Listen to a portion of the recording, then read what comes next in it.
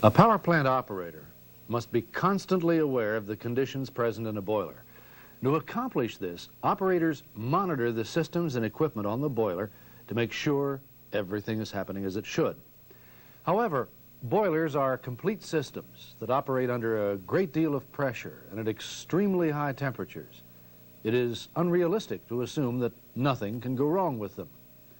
Occasionally, a piece of equipment may break down, or situations occur that have the potential for endangering the plant and the people that work there. In the event that an abnormal or emergency condition arises, an operator must be ready to respond. The operator should determine the cause of the problem, take appropriate action to establish stable and safe conditions, and return the plant to normal operation as quickly as circumstances and procedures allow.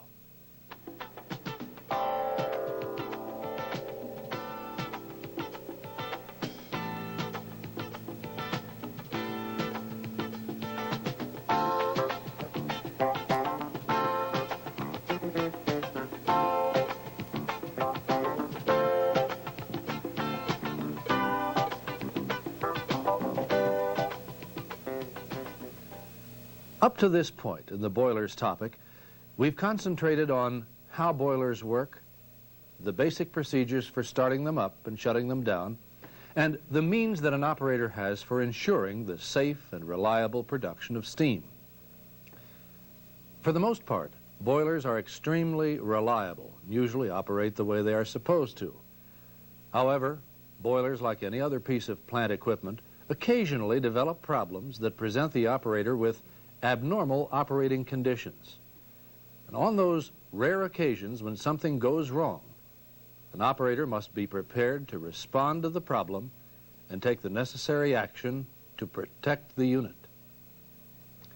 In this program, we'll look at some of the abnormal and emergency situations that you may encounter on the job. We'll begin with one of the most serious problems that an operator can face: a boiler explosion. We'll look at what causes boilers to explode and the steps you can take to avoid this dangerous situation. Next, we'll look at a problem that can lead to a boiler explosion: the loss of flame in the furnace. Finally, we'll consider less serious situations, such as the loss of boiler auxiliaries, tube leaks, boiler overpressure, and equipment fires. Now, while these abnormal operating conditions are usually not life-threatening, an operator must keep in mind that a small problem can quickly become a large problem if not treated properly. As we progress through this program, you need to keep in mind that the procedures we'll demonstrate are typical of how many plants handle abnormal and emergency conditions. Your plant's procedures will give you specific information on how you should respond. Now, the chances are extremely good that if you follow your plant's operating procedures and monitor your equipment properly, your boiler is not going to explode. However, by understanding why boilers explode and the situations that have the potential for causing explosions, you're better prepared to anticipate the possibility of an explosion and act to keep that explosion from occurring. In general, boiler explosions occur when an abnormally high concentration of combustibles is suddenly and uncontrollably ignited inside the boiler. Now, there are a number of situations that can lead to a high concentration of combustibles in the boiler furnace. Startup is one example. As you know from earlier training, fuel, air, heat, and a chemical reaction are the four basic requirements for combustion. As this simplified diagram of a burner port illustrates, in preparation for startup, an operator first sparks igniters to provide the heat source to start the combustion process. The operator next establishes secondary airflow to the burner to provide the air requirement. With the igniter sparking and air supplied for combustion, the final step is the introduction of fuel to the burner. The fuel and air combine to form a combustible mixture. The heat from the igniter starts the combustion process. Now, that's the way it's supposed to work. However, boiler explosions occur during unusual conditions. Let's suppose that the igniter malfunctions and does not spark as it is supposed to. We'll use the same illustration to see how an explosion might occur. The operator turns the controller to start the igniter sparking. However, in this case, the igniter is slow to respond and doesn't spark right away. The operator next establishes airflow to the burner port and then starts fuel flow. The igniter still doesn't spark. The air and fuel form a combustible mixture. The mixture accumulates in the boiler as more fuel and air are supplied. If the igniter suddenly begins sparking, it will ignite this abnormally large mixture. The result is an explosion. The same thing can happen if a combustible mixture is present in the boiler prior to startup, and an operator sparks igniters without first purging the boiler. An operator can easily avoid these situations by carefully following plant procedures and purging the boiler before sparking igniters. Then, verifying that the igniters are operating properly before introducing air and fuel to the boiler. Explosive fuel mixtures can also occur during normal operation. If either the flow of air or the flow of fuel to the burner port is temporarily interrupted and then reestablished, an explosion may occur. Again, from earlier training, you know that if one of the 4 basic requirements for combustion is eliminated, combustion will cease. If you have established a proper boiler flame and airflow and fuel flow are properly matched, your burners will operate the way they're supposed to. However, if airflow, for example, is interrupted, one of the basic requirements for combustion is eliminated. This will cause the boiler flame to go out. Unless the fuel flow is immediately stopped and the boiler is purged, an abnormally high concentration of fuel may accumulate near the burner port. If airflow is subsequently reestablished, this large concentration of fuel can ignite suddenly and cause an explosion. Interrupting fuel flow will also extinguish the boiler flame, and unless steps are taken to correct the problem according to procedures, an explosion may result when fuel flow is restored.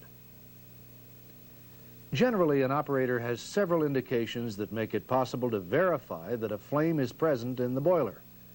Viewing ports, mirrors, and television monitors allow visual indication that combustion is taking place.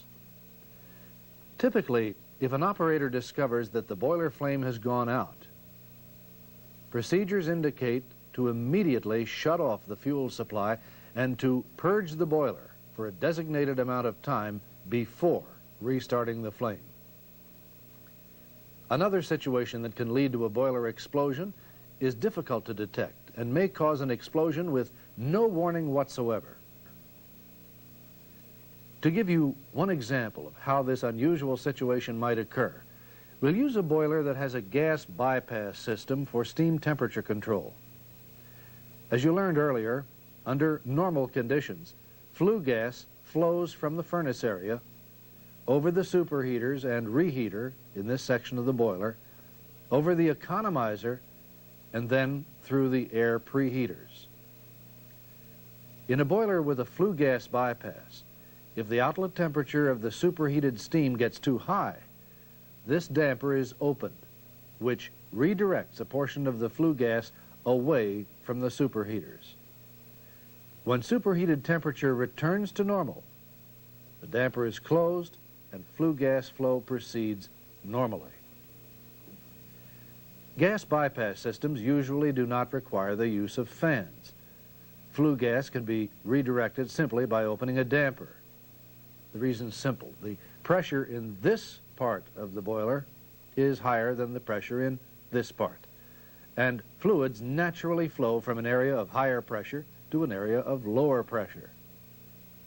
When the damper is closed, a dead spot may occur in the ductwork at the entrance to the gas bypass system. A dead spot is an area where little or no flow takes place. Now, Let us suppose that, for whatever reason, the boiler flame was momentarily lost and an abnormally large quantity of fuel entered the boiler. The operator responded properly by cutting fuel flow to the burners and increasing airflow to purge the boiler of all combustibles. But let us also suppose that a portion of the combustibles accumulated in this dead spot around the gas bypass damper and were not purged from the boiler. When purging was complete, the operator followed the proper procedures for reestablishing the boiler flame. But remember, combustibles remained in this dead spot in the ductwork. The boiler continues operating for some time with nothing unusual happening. However, let's suppose further that the operator needs to adjust superheater outlet temperature and opens the bypass damper. The combustibles that have accumulated in the ductwork are no longer in a dead spot.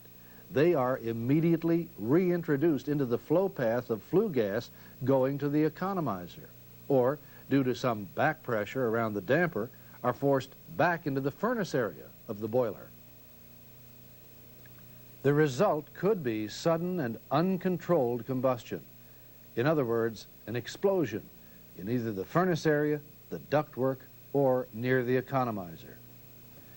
Now, what we've just done is a lot of supposing, but let me stress that boiler explosions occur under uncommon conditions.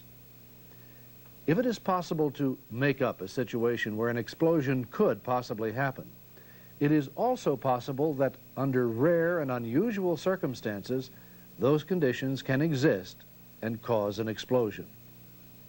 Let me again stress that boiler explosions are uncommon occurrences. By following your plant's operating procedures, the chances of them happening to you are extremely slim. What you can do to keep explosive situations from developing is to carefully monitor your boiler flame and to make sure that combustion is taking place properly. You should also keep a careful watch on the fuel flow and airflow to the burners to make certain that both are being supplied in proper proportions. Finally, since the boiler explosions, which have occurred in the past, have often been fostered by a loss of boiler flame, knowing the procedures for dealing with this situation and the proper procedures for purging your boiler will prevent boiler explosions. In the next part of this program, we'll look at some situations that can lead to the loss of a boiler flame and the typical procedures for returning the boiler to normal operation. For now, read over the material in your text on the cause of boiler explosions and answer the questions. If you need any help with this material, ask your instructor before going on.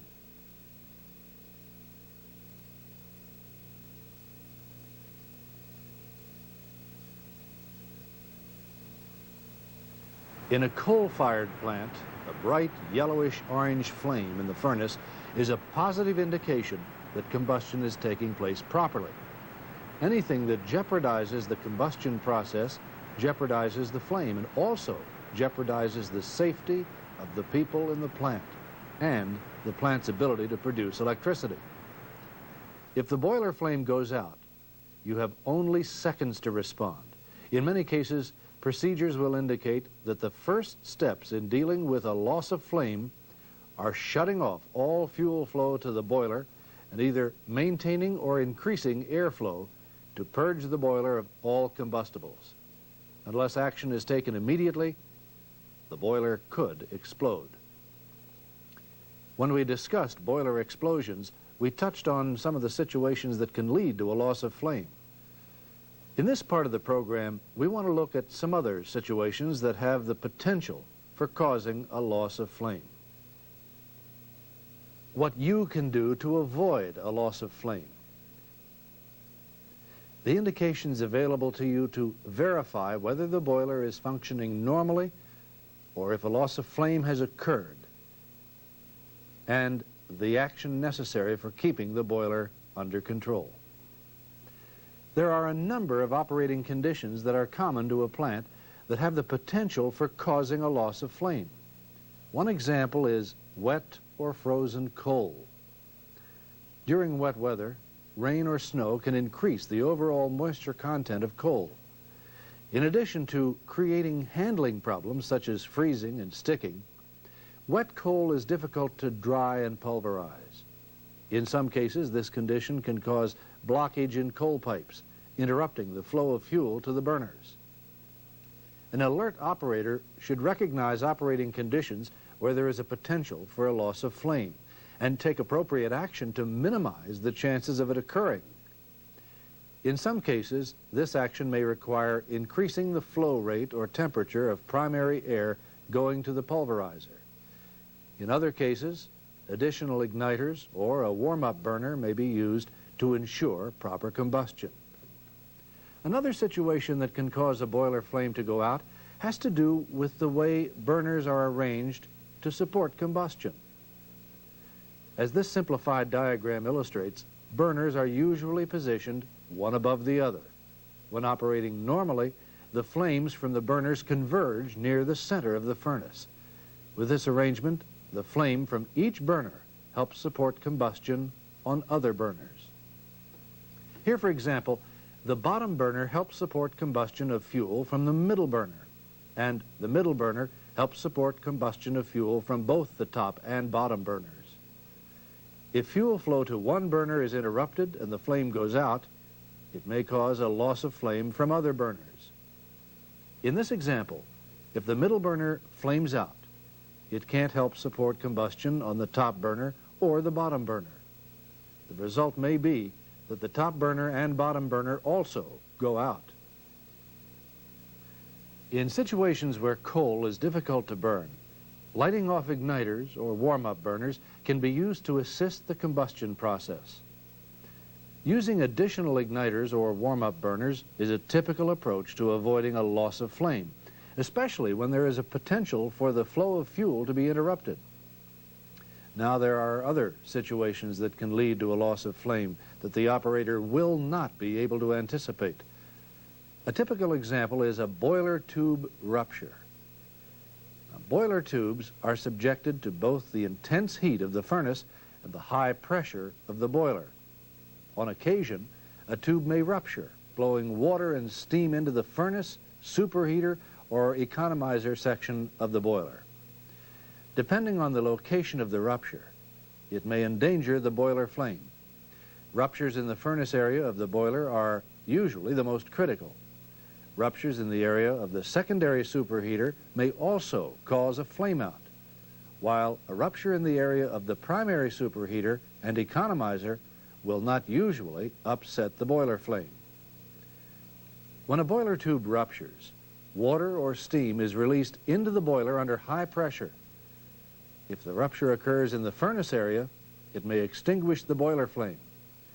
Since tube ruptures usually occur without warning, an operator must be constantly ready to shut off all fuel flow to the burners and purge the boiler of combustibles.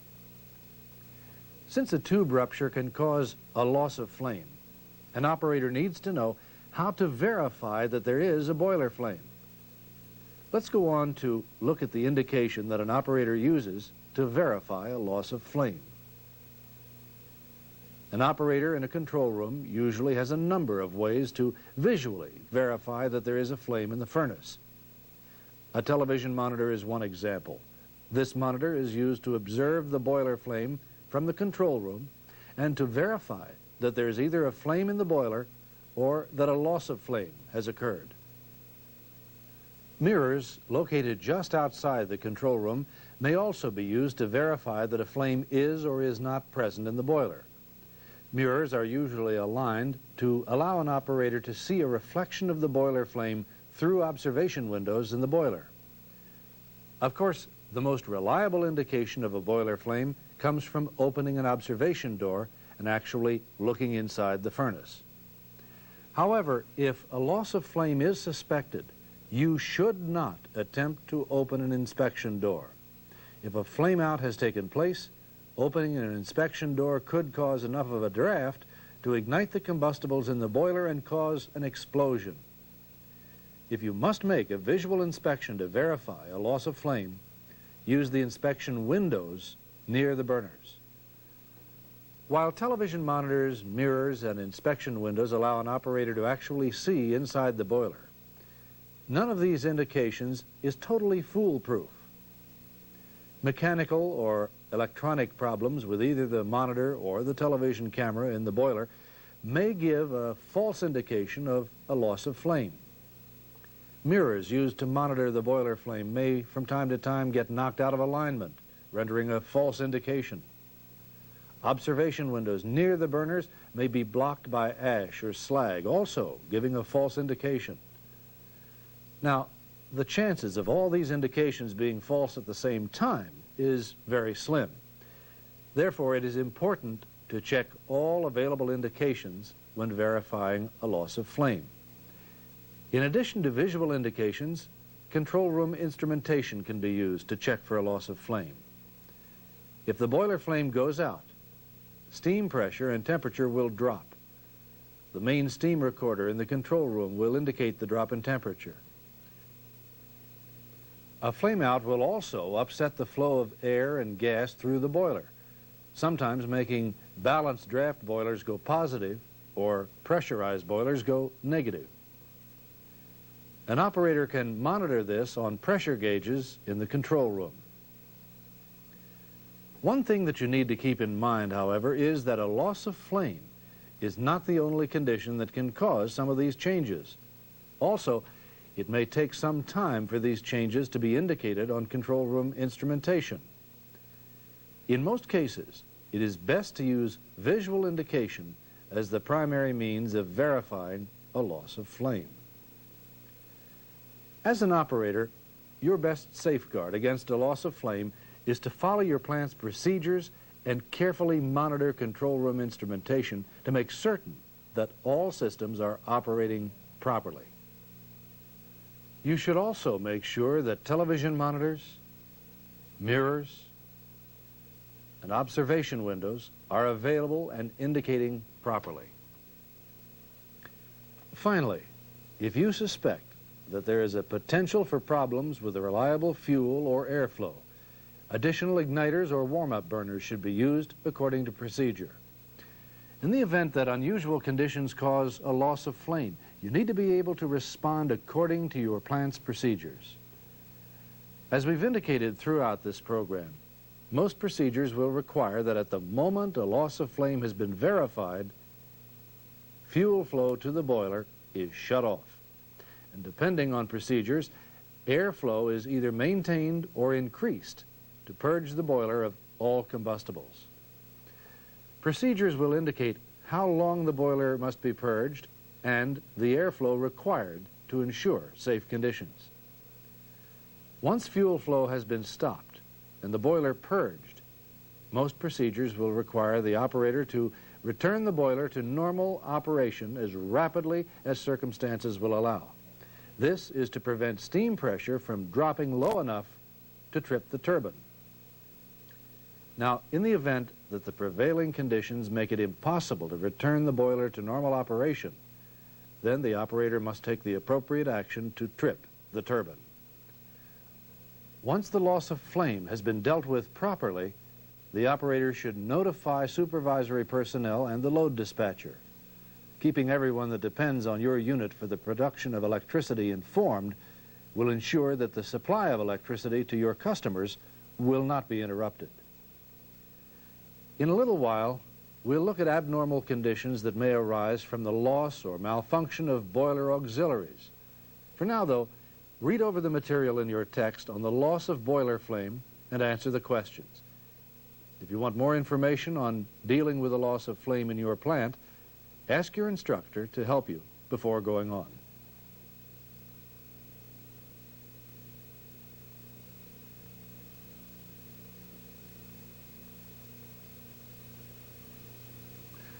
A loss of boiler flame or a boiler explosion are unusual conditions that threaten the safety and well-being of the plant and the people working in it. Fortunately, these situations are rare occurrences and can usually be avoided by following plant procedures. Not so rare, however, are problems with auxiliary systems.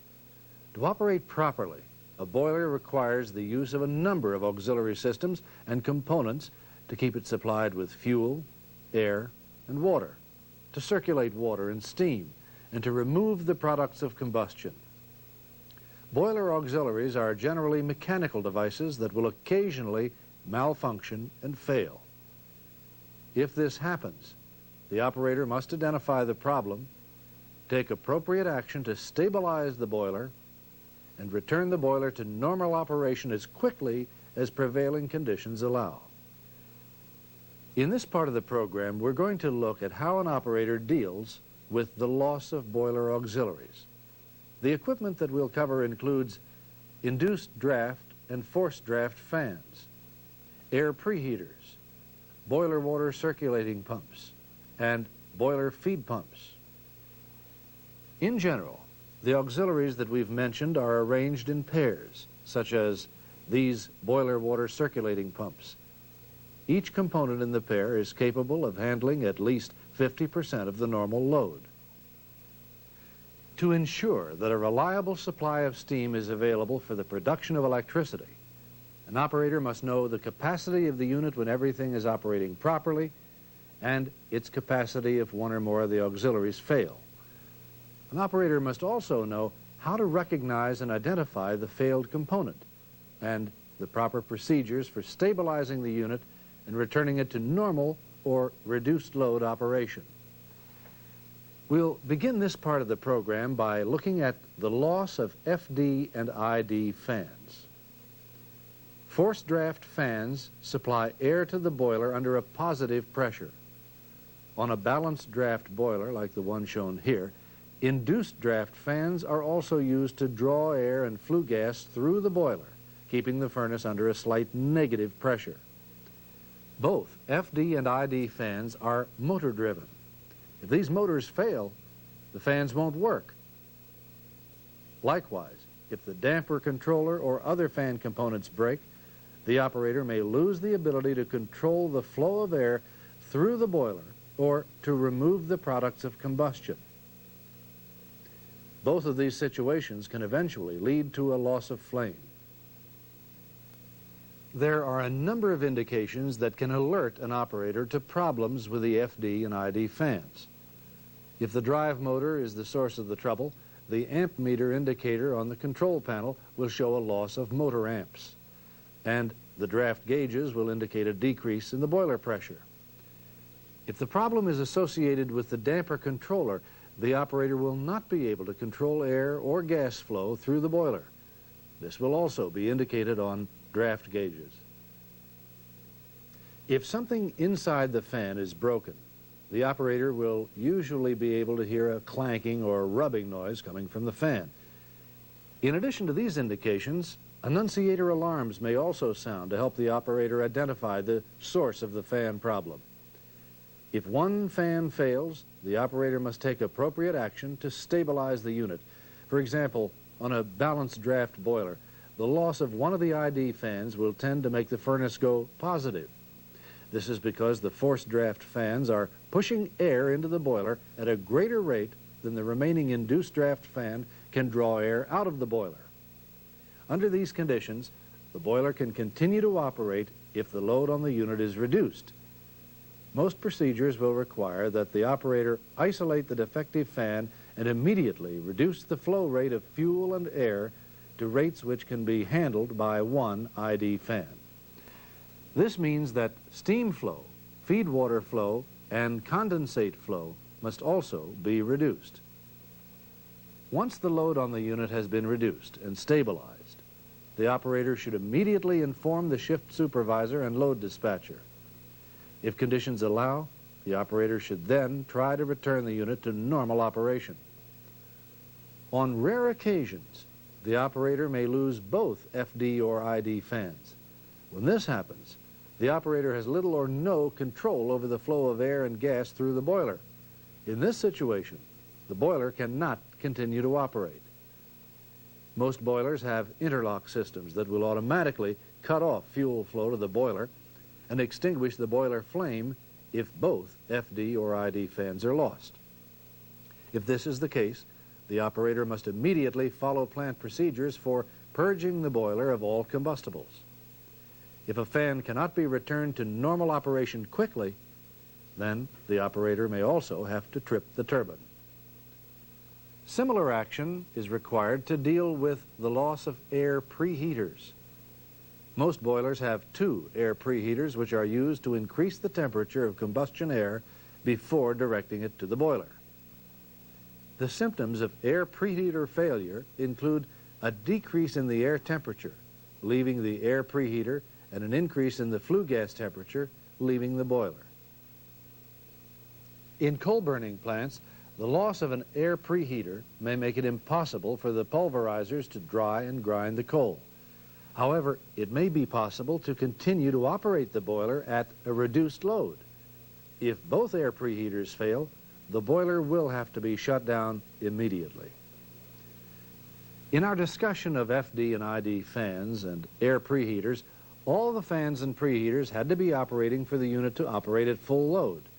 The loss of one of the components leaves the operator with an either-or situation. Either reduce load and continue operating, or shut down the unit. In the case of boiler water circulating pumps or boiler feed pumps, the situation may be different. As this illustration of boiler water circulating pump shows, there may be an extra pump available for backup purposes. Backup or redundant pumps can be put into service in the event that one of the other pumps malfunctions. If your plant has redundant pumps, then in the event of a loss of boiler water circulating pump or a boiler feed pump, starting the appropriate redundant pump will usually solve the problem. However, if your unit does not have redundant pumps and a pump fails, you're back to an either-or situation. Depending on the severity of the problem, an operator either reduces the load on the boiler or shuts the unit down. The loss of a boiler water circulating pump will affect the circulation of water and steam through the boiler. This will be indicated in the control room by both annunciator alarms and a change in the differential pressure between the inlet and outlet headers of the pumps. The loss of a boiler feed pump will cause a sudden drop in feed water flow and drum level. If all the boiler water circulating pumps or boiler feed pumps fail and can't be restarted, the boiler must be shut down and the turbine tripped. The thing to remember about the loss of a boiler auxiliary is that in most cases, you can continue to operate at a reduced load. Your job is to identify the problem, isolate the failed component if possible, and take immediate action to stabilize the boiler. In most cases, this means that you can reduce the load on the unit so that you can continue to operate. You then take whatever action is necessary to return the unit to normal operation as quickly as procedures and circumstances will allow. Take some time now to read over the material in your text on the loss of boiler auxiliaries and answer the questions. Ask your instructor to help you if you have any problems.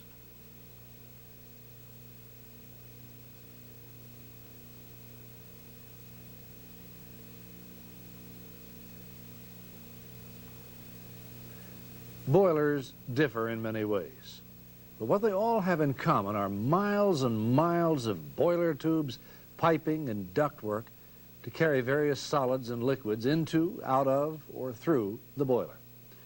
Now, with all of this equipment for conveying solids and liquids, it's a pretty safe bet that somewhere along the line, a leak will occur.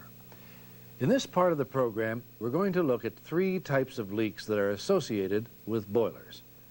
They are leaks that occur inside the boiler, leaks that occur outside the boiler, and leaks that occur through the boiler casing. As you know, the inside of a boiler consists primarily of tubes. Water and steam flow through these tubes under high temperature and pressure. Every so often, the temperature and pressure takes its toll and causes a leak inside the boiler. For our purposes, we're going to divide leaks that occur inside the boiler into two categories, tube leaks and tube ruptures. The difference between the two is the quantity of water or steam released inside the boiler and the severity of the problems they cause. A tube leak is a small break in a boiler tube that allows a relatively small quantity of water or steam to escape. A tube rupture is a large break that allows a much greater quantity of water or steam to escape. A rupture can have a significant effect on the water level in the boiler drum and can directly affect the operation of the boiler. As you've learned, ruptures also have the potential for extinguishing the boiler flame. A boiler tube leak can occur anywhere there's a boiler tube. An operator usually has a number of ways of knowing that a tube is leaking. During a boiler inspection, for example, the operator may hear a hissing sound coming from the boiler in the area of the leaking tube. Depending on the location of the leak, an operator may be able to see the leaking tube when making a boiler flame observation. Instrumentation in the control room may also tell the operator that a tube is leaking. A difference in feed water flow to the boiler and steam flow leaving the boiler is one indication of a leak. Another is an increase in the makeup rate for the boiler, as indicated by this pen on this recorder. In most cases, a leaking boiler tube does not significantly affect a boiler's ability to circulate water or steam. However, a tube leak is an abnormal operating condition and has the potential of damaging the boiler if not carefully monitored. When a tube leak occurs, hot water or steam is released from the tube under very high pressure. If the leaking water or steam comes in contact with other boiler tubes, it can cut through those tubes and cause other leaks. If an operator isn't careful, a small leak can snowball into a major problem. A tube leak can also affect a boiler's ability to handle fly ash. Dry fly ash moves out of a boiler along with the air and flue gas on the way to the stack. Between the boiler and the stack, a fly ash handling system separates the fly ash from the flue gas. However, if steam or water from a leaking tube is sprayed into the gas flow path, it will turn the dry, powdery ash into mud, causing it to stick to boiler tubes. The wet fly ash will insulate the boiler tubes and prevent efficient heat transfer, or it may clog the air preheater. Wet fly ash will also stick inside ash hoppers in the fly ash handling system. If the problem is severe enough, the boiler will have to be shut down and the ash hoppers opened up and cleaned. While the problems we've just mentioned can affect the operation of a boiler, in most cases a tube leak does not require an immediate shutdown. A tube rupture, by contrast, often does. A tube rupture can be caused by metal fatigue or result from a small leak that suddenly increases in magnitude. When a boiler tube ruptures, a large quantity of water or steam is released inside the boiler. This usually results in an immediate decrease in boiler drum level. Depending on the location of the rupture, a loss of flame can also occur. Tube ruptures generally occur suddenly and without warning. An operator must be ready to take immediate action. For the most part, a tube rupture requires an immediate shutdown of the boiler. This means the operator must shut off fuel flow and purge the boiler of all combustibles. Then, follow plant procedures for shutting down the boiler, tripping the turbine, and informing supervisory personnel and the load dispatcher. Of course, the inside of a boiler is not the only place that a leak can occur. Piping and ductwork that supply the boiler with the various liquids and solids necessary for normal operation can also leak. Any point where pipes are joined together or are connected to equipment or valves have the potential for developing leaks. The action that an operator must take to correct the problem will vary depending on the size, location, and severity of the leak. For example, most boiler drums have gauge glasses like this that can be used to check the water level in the drum. Due to the tremendous pressures and temperatures that a gauge glass is subjected to, leaks may develop. In most cases, the amount of water that leaks out of a gauge glass does not affect the operation of the boiler. The operator may choose to live with the leak until the boiler is taken offline for scheduled maintenance, or the operator may isolate the gauge glass by closing shutoff valves on either side of it. Once isolated, maintenance can be performed on the gauge glass while the boiler continues to operate. Once in a great while, a gauge glass may blow, spraying water and steam around the area of the boiler drum. This situation could endanger the safety of the people in the plant and the operator's ability to maintain proper drum level. The operator in this case has three choices of action to take. If it is possible to get to the isolation valves, the gauge glass can be taken out of service and repaired. However, if the leak is severe enough, the escaping steam may make it unsafe for personnel to attempt to isolate the gauge glass. If this is the case, the operator may be able to maintain the proper level in the boiler drum by increasing the make-up water rate. The boiler can then continue operating until it is convenient to schedule a shutdown. This being the case, the operator must isolate the area around the leaking gauge glass and inform supervisory personnel of this abnormal condition and the need to schedule the unit offline.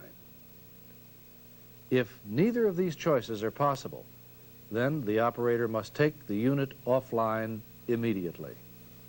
Regardless of whether a boiler leak occurs inside the boiler or outside the boiler, the operator must make a decision as to the appropriate action to take. In most cases, the choice of action will involve isolating the leak and continuing to operate until maintenance can be scheduled. Or, if the leak is severe enough or endangers the boiler flame, shutting the boiler down. Once in a great while, a leak will develop in the boiler casing.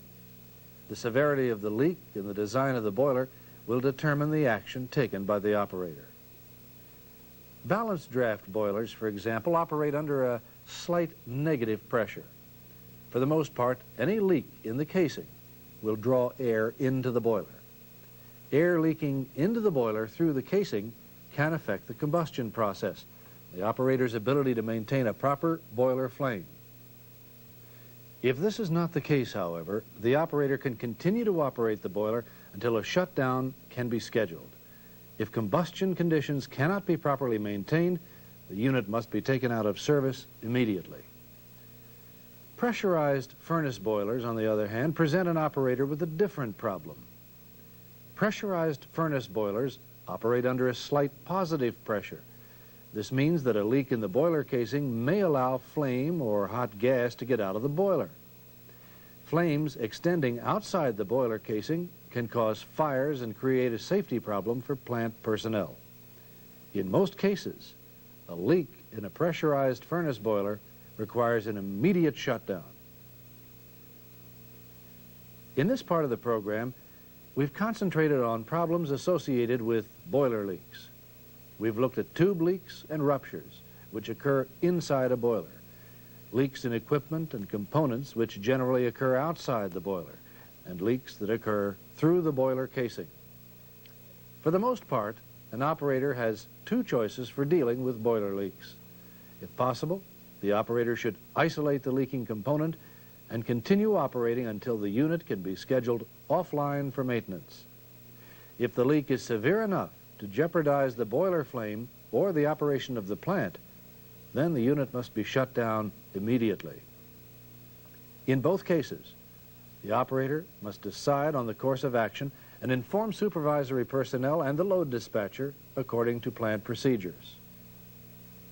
Take some time now to read over this material in your text and answer the questions on boiler leaks.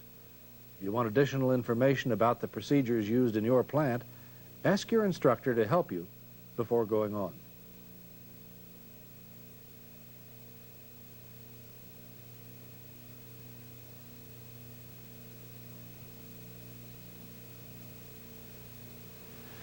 A boiler operates at specific temperatures and pressures. Unless the temperature of the steam is hot enough and its pressure high enough, the turbine cannot operate properly. Under certain unusual operating conditions, the pressure in the boiler may exceed the designated value for normal operation. If this happens, tubes in the superheaters and reheater may rupture, and in extreme cases, the boiler drum may rupture. To protect the boiler from overpressure, A special type of valve is installed in the superheater and reheater outlet lines and on the boiler drum on drum-type boilers. These special valves are called safety valves, and they protect the boiler from overpressure. Safety valves come in a number of shapes and sizes. Regardless of whether a safety valve is installed on a boiler drum or on a superheater or reheater, essentially safety valves all work the same way. This is what a typical safety valve looks like. The basic components that make up a safety valve include a housing, a manual release lever, a spring, a disc, a seat, and both an inlet and outlet line. During normal operation, the spring holds the valve disc securely against the valve seat in the closed position. Pressure from the component where the valve is installed is exerted against a small portion of the valve disc at the inlet. As long as the pressure exerted against the valve remains within the designated value for the component, the spring will hold the valve in the closed position. If, however, the pressure at the valve inlet increases and exceeds the designated value, the increased pressure will push the disc off its seat. When this happens, pressure is exerted across a larger area of the disc, causing the valve to rapidly move to the open position. This is known as a safety valve lift or popping a safety valve. When a safety valve lifts, pressure is released through the outlet line, which is usually vented to atmosphere. Most safety valves are designed to close automatically. In order for a safety valve to automatically close, the pressure in the component must drop to a value below the popping pressure. For example, this safety valve is set to lift when pressure exerted at the inlet exceeds 2,000 psi. To close automatically, the pressure in the component must drop below 1,800 psi. Now that you have a basic understanding of how safety valves work, let's look at how they are used to protect the boiler from overpressure. As you learned earlier, the superheaters and reheaters in a boiler are designed to carry superheated steam at designated pressures and temperatures. The flow of steam through superheater and reheater tubes is important for a number of reasons. Steam flow is necessary to drive the turbine generator, to cause an efficient transfer of heat from the flue gas to the steam, and to keep the superheater and reheater tubes cool by removing heat from the tubes. If steam flow is stopped, the turbine generator can't operate. Also, unless an alternative flow path for the steam is provided, pressure and temperature inside the superheater and reheater tubes will increase, causing them to overheat, rupture, or even melt. To protect superheater and reheater tubes from overpressure and to provide an alternative flow path for steam, safety valves are installed in outlet lines of superheaters and reheaters. If steam flow to the turbine generator is cut off, the resulting increase in pressure will cause the safety valve to lift. This, in turn, will provide a flow path for steam, protecting the tubes from overheating. On drum-type boilers, safety valves are also installed on the steam drum. Safety valves on the steam drum lift if the pressure in the boiler exceeds designated values. This can happen when there is a decrease in steam flow without a proportionate decrease in fuel and airflow. If the demand for steam decreases, yet at the same time the boiler is being supplied with fuel and air at a rate greater than demand, the temperatures and pressure inside the boiler may exceed appropriate values for normal operation. In this case, safety valves on the steam drum may lift to relieve this pressure. There are usually a number of indications to alert the operator to overpressure in the boiler. Control room instrumentation will indicate increased pressure at the superheater outlet and increased pressure in the boiler drum on drum-type boilers. In addition to these indications, annunciator alarms will also sound to make the operator aware of the problem. Safety valves are necessary to protect the boiler from damage. However, they sometimes cause an operator some problems. A common problem associated with safety valves is leaks. As we've said, once pressure is reduced by the safety valve, the valve will automatically close. However, the valve seat or disc can be damaged when a safety valve lifts. If this happens, the disc will not seat properly and the valve may leak. An operator approaches a leaking safety valve in much the same way as any other leak in the plant. The operator must determine if the leak is severe enough to disrupt the operation of the boiler. If it is, then the operator has little choice but to shut the boiler down according to procedures. If, however, the leak is minor and the unit can continue to operate, then the operator must carefully monitor the safety valve to make sure the leak does not become worse and schedule the boiler out of service for maintenance. Take some time now to read over the material in your text on safety valves and boiler overpressure. And when you're finished, answer the questions at the end of this part of the text. If you have any questions concerning boiler overpressure, ask your instructor to help you before going on.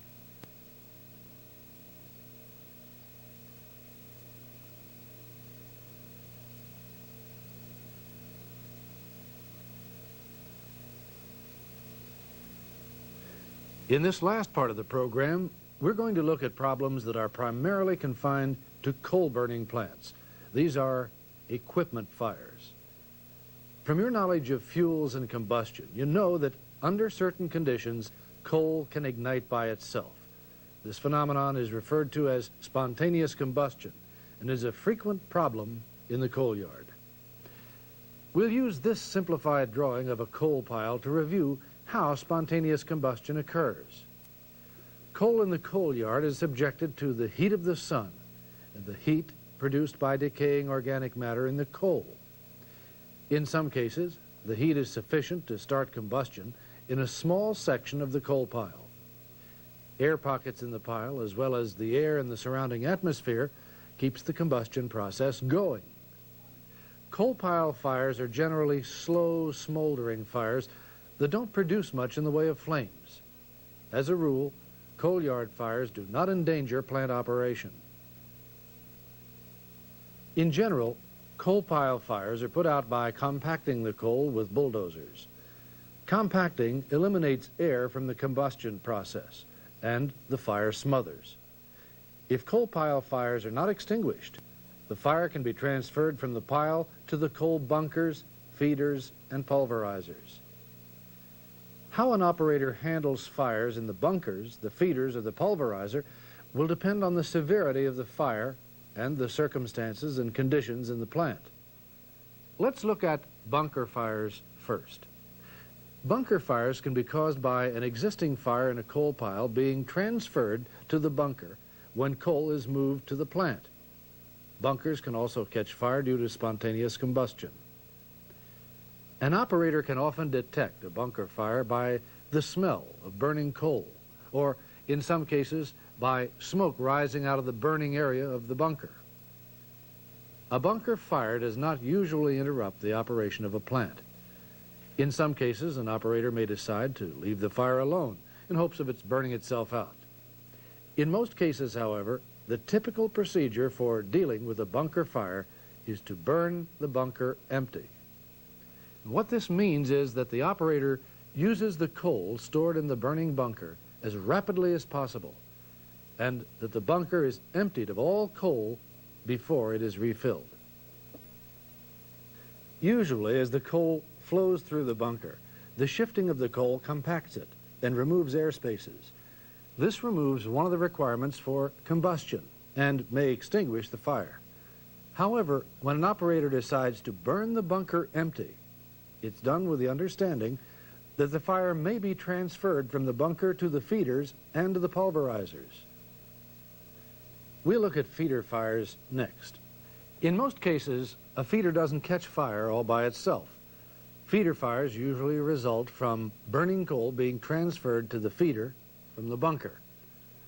Symptoms of a feeder fire include smoke coming from the feeder and hot metal surfaces. As with bunker fires, the most common action taken by an operator to handle feeder fires is to increase the flow of coal through the feeder. The idea is to transport the coal to the burners as rapidly as possible. In some cases, increasing the flow rate through the feeder will eliminate air pockets and smother the fire. In other cases, the fire will simply move from the feeder to the pulverizer. Pulverizer fires can be caused in the manner we just described, or they can also result from too high a temperature inside the pulverizer, or from a spark produced by metal-to-metal contact inside the pulverizer. Regardless of how they're caused, pulverizer fires can create significant problems for the operator. A pulverizer is a closed piece of equipment that utilizes the close tolerances between its rollers and the bowl to crush the coal. Excessive heat from a fire in the pulverizer can cause these components to warp or crack. In extreme cases, if the coal in the pulverizer ignites rapidly enough, the pulverizer can explode. As with the other equipment fires we've discussed, the primary method of handling a pulverizer fire is to increase the flow of coal through the pulverizer. This gets the coal out of the pulverizer and to the burners as rapidly as possible. There is another piece of equipment in the plant that sometimes is prone to fires. That's the air preheater. On rare occasions, changes in normal operating conditions, an incomplete boiler purge, or even dead spots in the flue gas flow path through the air preheaters may allow combustibles to accumulate inside. In the event that one of these situations occurs, a fire may result. An operator can generally increase airflow through a burning air preheater and blow the fire out. For the most part, the equipment fires that we've discussed are contained within the equipment and do not normally represent an immediate danger to the operation of the plant. However, like any abnormal condition, an operator must carefully monitor the situation to make sure that it doesn't get worse. Now, just as it is necessary to understand the proper action to take in the event of an equipment fire, it's also necessary to understand what not to do. The fires that we've discussed occur inside closed equipment. In many cases, there are access doors on these pieces of equipment that allow maintenance to be performed. If an equipment fire is suspected, under no circumstances should an access door be opened. By leaving access doors closed, you increase the likelihood that the fire will consume all available oxygen and eventually smother itself. Opening an access door has exactly the opposite effect. An immediate supply of oxygen is made available for combustion, which could make the fire worse or even cause an explosion.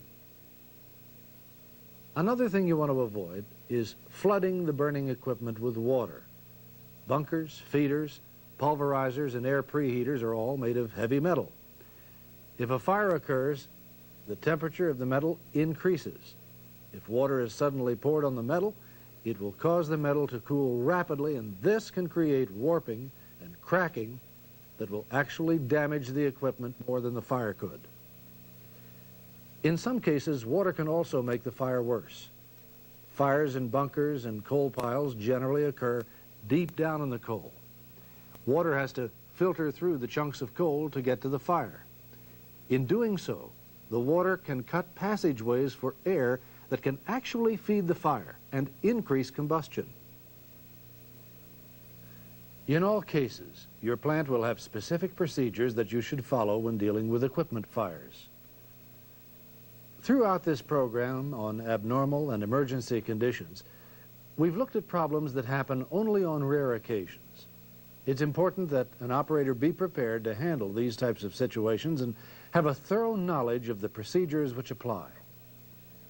The basic rules for dealing with any abnormal or emergency operating conditions are: identify the source of the problem, take immediate action to correct the problem, and return the unit to normal operation as quickly as circumstances and procedures will allow. Take some time now to finish reading the material in your text and answer the final set of questions. If you want more information on abnormal or emergency operation, ask your instructor to help you.